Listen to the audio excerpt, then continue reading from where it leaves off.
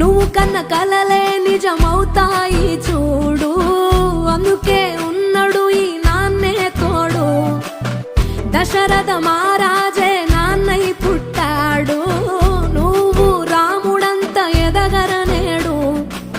చరితలు ఎన్నడు చూడని మమతల గూడే వీధిరో, సంపద అంటే ఏదో కాదురో, ఇంతకు మించి అది